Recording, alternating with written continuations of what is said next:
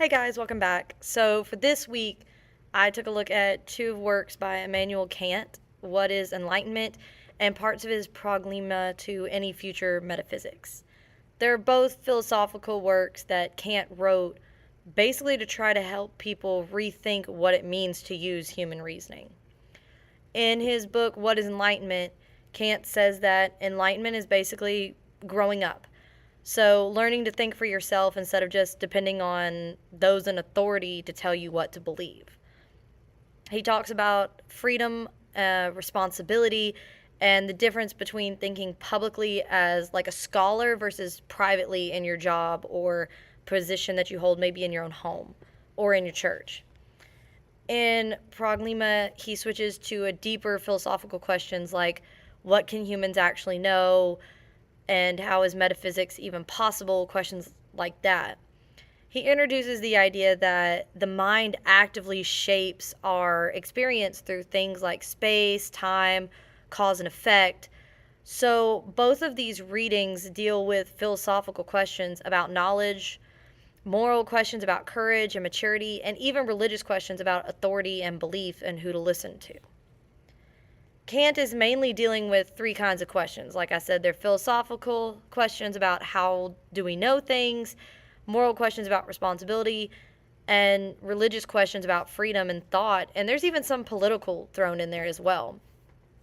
His big point in the What is Enlightenment is that people need to stop being so intellectually lazy, which I loved that part. He wants us to have the courage to actually think for ourselves.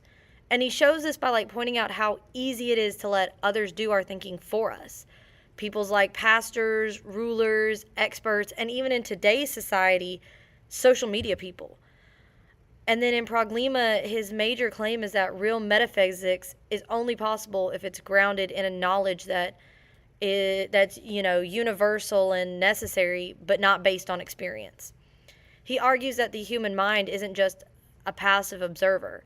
It actively structures everything we experience, and he points out things like cause and effects, time to show that we couldn't have experience without them. And, it really points down to the whole we can't have one without the other. And so, from a Christian's perspective, this is what I personally took from this. On the positive side, I really liked that he encouraged people to really think for themselves.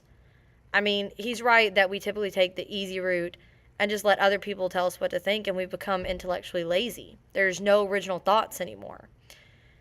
And as Christians, we're actually called to test things, to discern, and then to develop maturity in our faith. Kant's challenge lines up with that idea of becoming spiritually and intellectually responsible, but it also sets limits. He puts a lot of confidence in human reasoning alone, and for him, reason is basically the ultimate guide to truth. From a Christian viewpoint, human reason is good, but it's not perfect. It's affected by sin, by bias, our environment, things around us. So when Kant suggests that we need courage and freedom to think, I feel like he's almost missing the deeper issue of, how the human heart and the ways we can deceive ourselves and get pulled away from the truth. And then in Prolegomena, he does something really similar. He restricts what we can know to what fits inside the boundaries of human reason and experience. And he wants to keep it here when there's so much more out there. And while that protects us from making wild claims, or it should, it also shuts the door on knowledge and on knowing God through revelation when he reveals himself to us. Christianity claims that God speaks into human history through Scripture and ultimately through Jesus. Kant's system makes that hard to accept because he's basically saying we can't know anything about God without reason alone, when, like we've said before in past reviews, that knowledge and God have to go hand in hand. You can't have one without the other.